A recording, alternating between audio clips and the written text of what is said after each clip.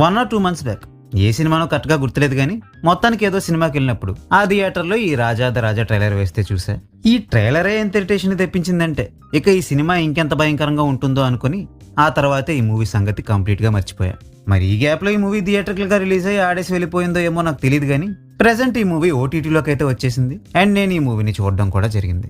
మీకు తెలుసు కదా, నేను ఏదైనా ఒక కళాఖండాన్ని చూస్తే దాన్ని ఖండఖండాలుగా చేసి మీకు కూడా వర్ణిస్తానని. మరి ఇంకెందుకు late, let's dive into this epic బద్దకిస్ట్ shit of the year. Open చేస్తే మన హీరో ఎంగేజ్లో వాళ్ళమ్మ బట్టలు కుడుతున్నప్పుడు మిగిలిపోయిన గుడ్డ మొక్కల్ని తీసుకెళ్లి భద్రంగా వాడి బెడ్రూమ్లో దాచిపెట్టుకుంటూ ఉంటాడు.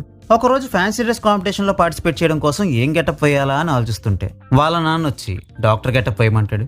ఆ మోనో కలర్ కాస్ట్యూమ్ పరమ బోరు, నాకు ఏదైనా మల్టీ కలర్ కాస్ట్యూమ్ కావాలని చెప్పి కింగ్ గెటప్ ని సెలెక్ట్ చేసుకుని వాళ్ళమ్మ చేత కింగ్ డ్రెస్ కుట్టించుకుని కాంపిటీషన్లో పార్టిసిపేట్ చేస్తాడు.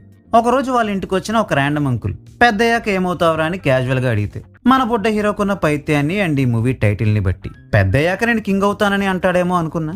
బట్ మన బుడ్డ హీరో నా ఎక్స్పెక్టేషన్స్ కి భిన్నంగా నేను టైలర్ అవుతా అంకుల్ అంటూ ఇందాక మనోడు గుడ్డ మొక్కల్ని ఎందుకు ఎత్తుకెళ్ళిపోయాడో మనకు అర్థమయ్యేలా క్లారిటీ ఇస్తాడు. ఈ దెబ్బకి వాళ్ళ డాడీ ఉలిక్కిపడి టైలర్ ఏంట్రా టైలర్, నువ్వు నాకంటే పెద్ద డాక్టర్ కావాలని గడ్డిపెట్టి హీరో వాళ్ళ అమ్మని టైలరింగ్ చేయడం మానేయమంటాడు. సో దట్ మన హీరో వాళ్ళ అమ్మని చూసి ఇన్ఫ్లుయెన్స్ అవ్వకుండా ఉంటాడని. అంటే ఇప్పుడు ఏంటి, ఒకవేళ వాళ్ళ అమ్మ బాగా వంట చేయడం చూసి ఇన్స్పైర్ అయ్యి మన హీరో పెద్దయ్యాక చెఫ్ అవ్వాలనుకుంటే అప్పుడు ఆవిడ చేత వంట కూడా మానిపించేసేవాడా ఈ మబ్బు డాడీ. వీడితో ఎందుకు వచ్చిన గొడవని మన హీరో పెద్దయ్యాక ఒక పక్క ఎంబీబీఎస్ చదువుతూ ఇంకో పక్క ఫ్యాషన్ డిజైనర్ అవ్వడానికి ట్రయల్స్ వేస్తూ ఉంటాడు. ఆ ట్రయల్స్ లో భాగంగా అరవింద కృష్ణ అలియాస్ క్రిష్ అనే ఒక పేరు మోసిన ఫ్యాషన్ డిజైనర్ ని కలిసి వాడి కంపెనీలో చేరడం కోసం ఇంటర్వ్యూకి ఒక పులిబొమ్మ ఉన్న చొక్కాని వేసుకెళ్తే ఆ పులిబొమ్మను చూసి ఇంప్రెస్ అయిపోయిన కృషిగాడు పులిబొమ్మ ఉన్న చొక్కా వేసుకున్నందుకే ఇంతలా ఇంప్రెస్ అయిపోతే ఇక డైరెక్ట్ గా పులి వేషమే వేసుకుని వచ్చుంటే టైగర్ టైగర్ టైగర్ నేను వస్తున్నా టైగర్ అంట, అదో టైగరు ఇదో డైనోసరు. ఎనీవే ఆ కృషిగాడు మన హీరో గీసిన డిజైన్స్ చూసి ఇంతకీ నువ్వు ఫ్యాషన్ డిజైనింగ్ ఎక్కడ నేర్చుకున్నావురా అని అడిగితే అబ్బే అలాంటివేం చేయట్లేదు సార్, ఎంబీబీఎస్ చదువుతూ ఫ్రీ టైంలో డిజైన్స్ గీస్తుంటా అని చెప్తాడు. స్కిల్ లేకుండా ఎట్లారా నిన్ను తీసుకునేది అంటే మీరు కూడా స్కిల్ లేకుండానే ఈ స్టేజ్కి వచ్చారు కదా సార్ అని కృషిగాడికే పని చేస్తాడు మన హీరో. నా గురించి నీకు అంత బాగా తెలిస్తే ఈ డిజైన్స్ లో నాకు ఏది నచ్చిందో చెప్పమని కృషిగాడు కొన్ని డిజైన్స్ ని చూపించగా ఇవేవి మీకు నచ్చలేదు సార్ అని చెప్పి మన హీరో ఒక పేపర్ పెన్ను తీసుకుని ఒక కొత్త డిజైన్ గీసి చూపిస్తాడు. దానికి మన కృషిగాడు ఇంప్రెస్ అయిపోయి వాడికి జాబ్ ఇచ్చేస్తాడు. ఇంత ఈజీగా జాబ్ అలా ఇచ్చేసాడన్న డౌట్ మనతో పాటు కృషిగాడి పిఎక్ కూడా వచ్చి కృషిగాడిని రీజన్ ఏంటని అడిగితే ఒక డిజైనర్ కి ఉండాల్సిన మెయిన్ క్వాలిటీ కాన్ఫిడెన్స్, అది వాడిలో పొంగి పొర్లిపోతుంది కాబట్టి ఇక్కడ ఇన్ని పెన్సిల్స్ ఉన్నా వాడు పెన్నుతోనే బొమ్మ గీశాడని కృషిగాడి హీరో గారిని పొగుడుతాడు. అంటే ఏంటి, ఈ లెక్క పెన్సిల్తో బొమ్మలేసే వాళ్ళందరూ కాన్ఫిడెన్స్ లేని పిరికి సన్నాసులా బాబు. నీకేదో టైగర్ ఫ్యాన్సీ ఉండి చచ్చింది, అందుకే వాడి చొక్కా చూసి మురిసిపోయి ఉద్యోగం ఇచ్చేసావని ఒప్పేసుకోగాని నీ తెక్క బ్రెయిన్ వేసుకుని మాకు ఇలాంటి పెన్సిల్ థియరీలు మాత్రం చెప్పకరా బాబు. ఎనీవే మన హీరో ఉద్యోగంలో చేరాక కృషిగాడు వచ్చి నెక్స్ట్ సీజన్ కలెక్షన్ కోసం మంచి డిజైన్స్ ని ప్రజెంట్ చేయమంటాడు. ఈ అవకాశాన్ని సద్వినియోగం చేసుకుని వాడి టాలెంట్ ఏంటో చూపించుకోవడం కోసం ఒక దిక్కుమాలిన పాట పాడుకుంటూ చాలా కష్టపడి మన హీరో డిజైన్స్ గీస్తాడు. ఆ డిజైన్స్ ని చూసి ఇంప్రెస్ అయిన క్రిష్ నీ డిజైన్స్ కి తగ్గ షో స్టాపర్ ని అంటే ఒక మోడల్ ని వెతుక్కోరా అని చెప్తాడు. కట్ చేస్తే ఒంటి నిండా నగలు దిగేసుకుని రాజా విక్రమార్క సినిమాలో చిరంజీవి తన రాజభాషతో రఫ్ ఆడించేసినట్టు మన హీరోయిన్ కూడా ఒక స్టార్ హోటల్ కి పోయి డబ్బులు వెదజల్లుతూ లిఫ్ట్ ఆట ఆడుకుంటూ తెంగర చేష్టలు చేస్తూ ఉంటది.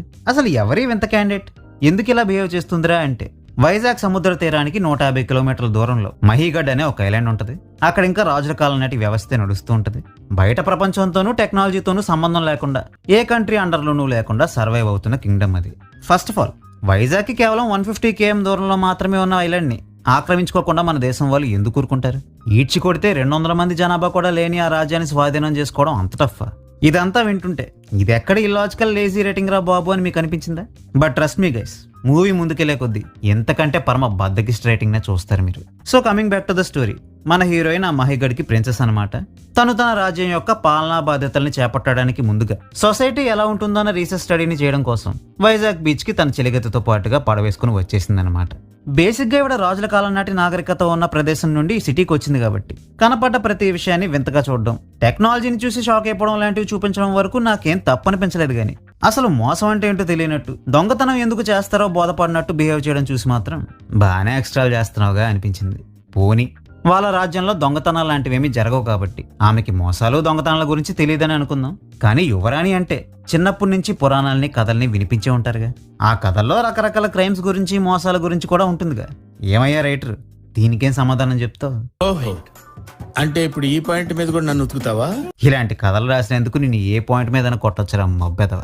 ఎనీవే, తనకు కావాల్సిన షో స్టాపర్ కోసం వెతికి అలసిపోయిన మన హీరో లంచ్ చేయడానికి రెస్టారెంట్కి పోతే మెనూలో మనోడికి వంకాయ బిర్యానీ కనిపిస్తుంది.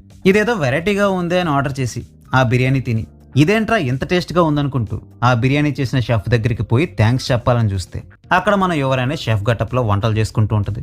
ఆమె అందాన్ని చూసి మైమర్చిపోయిన మన హీరో ఆమెనే తన షో స్టాపర్గా చేయాలని ఫిక్స్ అయిపోయి ఆమెని మోడలింగ్ చేయమని ఎంతలా కన్విన్స్ చేసినా ఆమె మా రాజ్యం ప్రజలు కట్టుబాట్లు ఒప్పుకోవంటూ తెక్కగా మాట్లాడడంతో అది చూసి చెరకుపడ్డ హీరోగడి ఫ్రెండ్ ఈ పిచ్చోలతో మనకెందుకు రాని హీరోని లాక్కెళ్ళిపోతాడు. బట్ మన హీరోకి మాత్రం ఆమె తప్ప ఇంకెవరూ నచ్చక ఆమెని ఎలాగైనా కన్విన్స్ చేసి ఒప్పిద్దామని ఆ రెస్టారెంట్కి పోతే అక్కడి స్టాఫ్ ఆమె మా దగ్గర పని చేయడం లేదు సార్ అని చెప్తారు. అదేంటి, మొన్న ఇదే కిచెన్లో వంటలు చేస్తూ కనబడింది కదా అంటే, అదే సార్ మా రెస్టారెంట్ స్పెషాలిటీ. ఇక్కడికి వచ్చిన కస్టమర్స్ వాళ్ళకి ఏం ఫుడ్ కావాలో వాళ్ళే వండుకు తినే ఫెసిలిటీ ఉంది. ఆమె కూడా ఆ రోజు అలానే వచ్చి వండుకొని తినేసిపోయిందని చెప్తాడు. గైస్, నాకు లోక జ్ఞానం లేదో లేదా ఇది ఈ మూవీ తీసినలో పైత్యమో నాకు తెలియదు కానీ ఎవడైనా రెస్టారెంట్కి పోయి డబ్బులు కట్టి వాడి వంట వాడే వండుకు తింటాడా? సరే పోని నిజంగా కస్టమర్సే వండుకు తిన్నారు అనుకుందాం.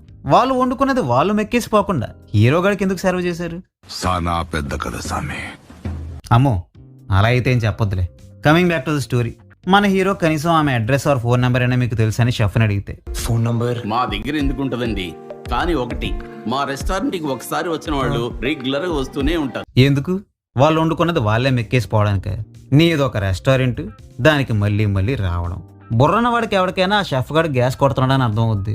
బట్ మన హీరో బ్రెయిన్లెస్ ఫెలో కాబట్టి రోజు ఆ రెస్టారెంట్కి పోయి జేబు ఖాళీ చేసుకుంటూ ఉంటాడు. One fine evening road side noodles తింటున్న మన హీరోయిన్ చూసి ఒక బేక్ గాడు బేకర్ కామెంట్స్ వేస్తూ ఉంటాడు.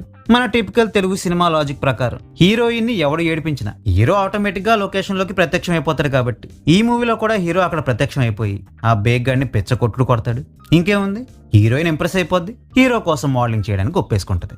ఒక రోజు హీరోయిన్ తో ఉన్నప్పుడు హీరో వాళ్ళ డాడీకి వాళ్ళిద్దరూ కంటపడగా హీరోయిన్ కూడా ఎంబీబీఎస్ స్టూడెంటే అని అబద్ధం చెప్తాడు మన హీరో. బట్ అనుకోకుండా ఒక రోజు హీరో వాళ్ళ డాడీకి వీడి ఫ్యాషన్ డిజైనింగ్ గోల గురించి తెలిసి బొమ్మరిలో ప్రకాష్ రాజ్లా ఫీల్ అవుతూ తెగ ఓవర్ యాక్షన్ చేసేగా మన హీరో కనీసం సిద్ధార్థ్ చేసిన యాక్షన్ లో పావంత్ కూడా చేయలేక ఇబ్బంది పడతాడు. ఆ గొడవ వల్ల బాగా డిస్టర్బ్ అయిపోయి డిప్రెషన్ ఫేస్ చేసుకుని కూర్చున్న హీరోని చూడలేక హీరోయిన్ పోయి ధైర్యం చెప్పి షోలో పార్టిసిపేట్ చేయడానికి మోటివేషన్ ఇస్తుంది. ఆ మోటివేషన్ దెబ్బకి మన హీరో గెలిచేస్తాడు. డాడీ అండ్ మమ్మీ కూడా ఆ షోకి వచ్చి మనోడు గెలుపు చూసి మురిసిపోతారు. అంతా హ్యాపీ అనుకున్న టైంలో హీరోయిన్ కనబడకుండా పోతుంది. ఎంత ట్రై చేసినా మన హీరోయిన్ జాడిని కనిపెట్టలేకపోతాడు. వన్ ఫైన్ డే కొంపదీసి మన హీరోయిన్ ఇంతకు ముందు చెప్పిన మహిగడ్ అన్న ఊరు నిజంగానే ఉందేమో అని డౌట్ పడి చాట్ జీపీటీని మహిగడ్ వివరాలు అడిగితే అది మహిగడ్ గురించి మొత్తం ఇన్ఫర్మేషన్ ఇచ్చేస్తుంది. వెంటనే మన హీరో ఒక బోట్ వేసుకుని మహిగడ్కి పోయి 30 తిప్పలు పడి ఫైనల్ గా టెంపుల్లో హీరోయిన్ మీట్ అవుతాడు. వాడి లవ్ని ఎక్స్ప్రెస్ చేయడమే కాకుండా ఇక్కడ ఉండడం డేంజర్ రస్ ఉంటా అని హీరోయిన్ ఎంత చెప్పినా వినకుండా అందరూ చూస్తుండగా మన హీరోయిన్ చేయి పట్టుకుంటాడు. దీంతో మనోడిని బట్టలు ఎత్తుకుపోయి రాజు, అదే మన హీరోయిన్ ఫాదర్ ముందు నించోబెట్టి వీడు చేసిన ఘనకార్యం గురించి చెప్పగా అది విన్న ఆ రాజు బీపీ వచ్చిన బావురు కప్పలా ఫేస్ పెట్టి కోపంగా మన హీరో వైపు లుక్ ఇస్తాడు. దాంతో మన hero we love each other, ఆ మాత్రం చేతులు పట్టుకుంటే తప్పేంటని క్రాస్ క్వశ్చన్ చేస్తాడు. నువ్వు లవ్ చేసింది ఈ కింగ్డమ్ ప్రిన్సెస్ అని నీకు తెలియదా అని మన రాజు క్వశ్చన్ వేయగా దానికి మన హీరో, అవును, తను యువరాణి అని నాకు ఈ రోజే తెలిసింది. అది తెలిసాక తన మీద ప్రేమ గౌరవం ఇంకా పెరిగింది. పెరుగుద్ది.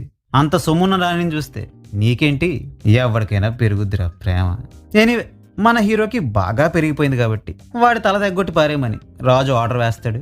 వెంటనే మన హీరోయిన్ వాడికి ఇచ్చిన కాయిన్ ని చూపించగా హీరోయిన్ కూడా హీరోని లవ్ చేస్తుందని రాజుకు బోధపడి నువ్వు నా కూతుర్ని పెళ్లి చేసుకోవాలంటే వితిన్ 5 days ఏదో ఒక జాబ్ చేసి ఇలాంటి కాయిన్స్ ఒక 5 సంపాదించుకురావాలి. ఒకవేళ సంపాదించలేకపోతే అన్నీ మూసుకొని మా రాజ్యం వదిలి వెళ్ళిపోవాలని కండిషన్ పెడతాడు.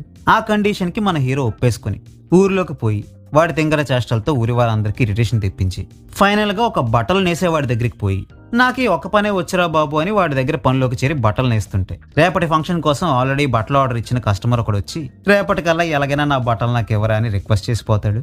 ఇదంతా విన్న మన హీరో ఆ ప్రాబ్లమ్ ని సాల్వ్ చేయడానికి ఒక మైండ్ బ్లోయింగ్ మాస్టర్ ప్లాన్ వేస్తాడు. ఇంతకీ ఆ ప్లాన్ ఏంటో మీకు తెలుసా?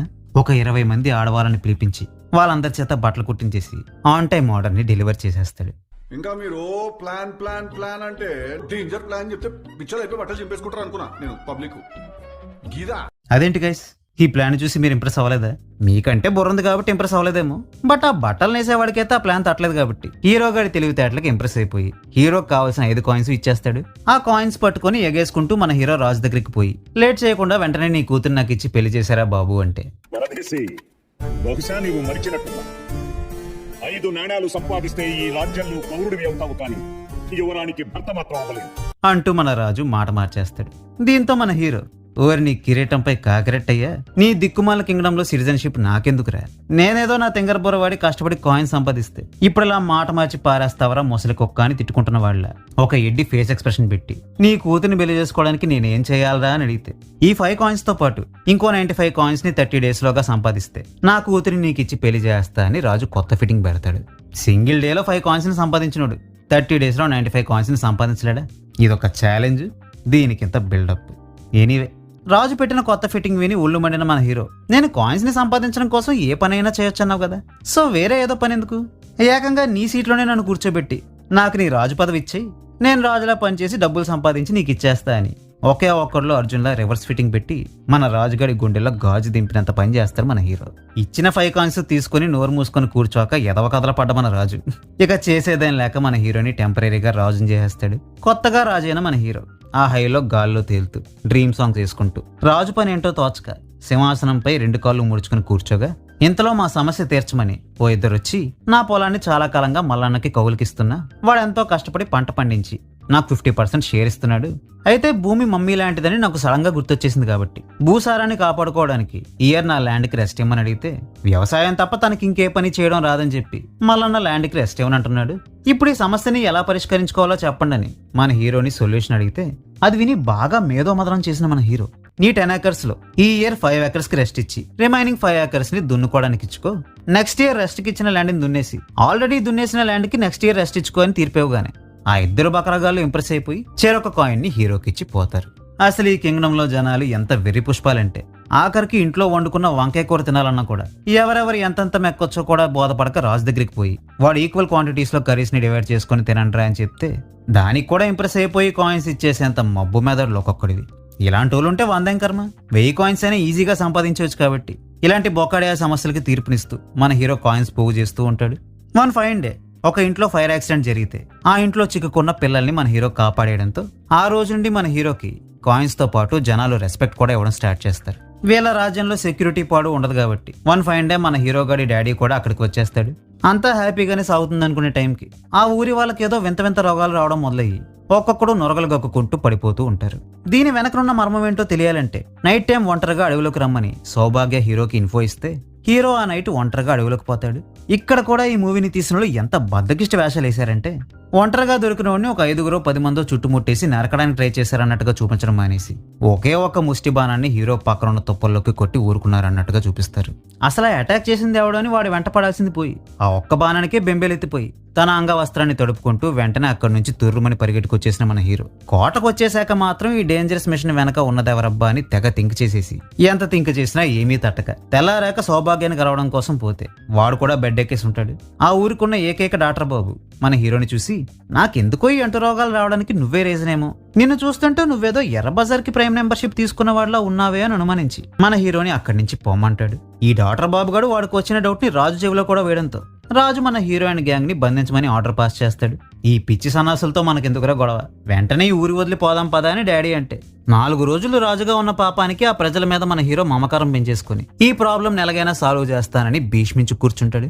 వన్ ఫైన్ డే మన రాజు పంచాయతీ పెట్టి బుర్రా బుద్ధి లేకుండా హ్యాపీగా బ్రతికేస్తున్న మన ప్రజలకి కొత్త రోగాలు రావడానికి నువ్వే కారణమని వితౌట్ ఎనీ ఎవిడెన్స్ ఎలిగేషన్స్ వేసేస్తాడు మన కింగ్.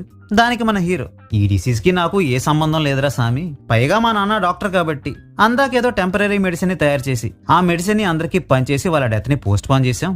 అసలు ఈ కుట్ర వెనకాల ఉన్న అసలైన బాతు బచ్చా మన డాక్టర్ బాబే. వాడు ఫారినర్స్ తో టీమప్ అయ్యి ఇక్కడున్న వాల్యుబుల్ మెడిసిన్స్ ని ఎక్స్పోర్ట్ చేసేసి కొత్త వైరస్లని తీసుకొచ్చి మన ప్రజలకి ఎక్కిస్తున్నాడని మన హీరో డాక్టర్ బాబుని ఎక్స్పోజ్ చేసేసరికి కింగ్ కి కోపం వచ్చి, మహిఘట్ శ్రేయస్సు కోసం నీలకంఠ పాత్రుడికి ఆ పరదేశీయులకి మరణదండన విధిస్తున్నాడు. అంత షాక్ ఎందుకురా, నువ్వు చేసిన దానికి డెత్ పెనాల్టీ వేయకుండా వాడు కూతురునిచ్చి పెళ్లి చేస్తాడనుకున్నావా ఏంటి నువ్వు నీ తింగర్ ప్లాన్లు. మన హీరో విలన్స్ ని పట్టించేసినందుకు ఆ ఊరి వాళ్ళందరూ ఇంప్రెస్ అయిపోయి మన హీరోకి వాళ్ళ దగ్గర ఉన్న కాయిన్స్ని ఇచ్చేస్తారు. మళ్ళీ నేనేమైనా కొత్త ఫిట్టింగ్లు కానీ పెట్టానంటే ఈసారి నా కింగ్ పొజిషన్ని హీరోగాడు పర్మనెంట్గా దూరం చేస్తాడేమో అని భయపడి హీరో హీరోయిన్కి పెళ్లి చేయడానికి మన కింగ్ ఒప్పేసుకుంటాడు. ఇక్కడితో ఈ సినిమా ఎండ్ అయిపోద్ది. పెద్ద పెద్ద హీరోలు స్టార్డమ్ నెతికెక్కి లో ఎఫర్ట్ సినిమాలు చేస్తే ఏమో అనుకోవచ్చు. బట్ న్యూ కామర్స్ కూడా ఇలాంటి బద్దకిష్ట సినిమాలు తీస్తే అవి కూడా ఇలా జోకులు వేసుకోవడానికే తప్ప దేనికి పనికిరావు. ఈ లో ఎఫర్ట్ మూవీని ఎక్స్ప్లెయిన్ చేయడానికి నేను పెట్టిన ఎఫర్ట్ మీకు నచ్చితే ఈ వీడియోని హైక్ చేసి, లైక్ చేసి, కామెంట్ చేసి, వీలైతే సబ్స్క్రైబ్ కూడా చేసుకోండి. ఇంతటితో ఈ వీడియో సమాప్తం. మళ్ళీ ఇంకో వీడియోతో కలుద్దాం. అంతవరకు సెలవు. టాటా బాయ్.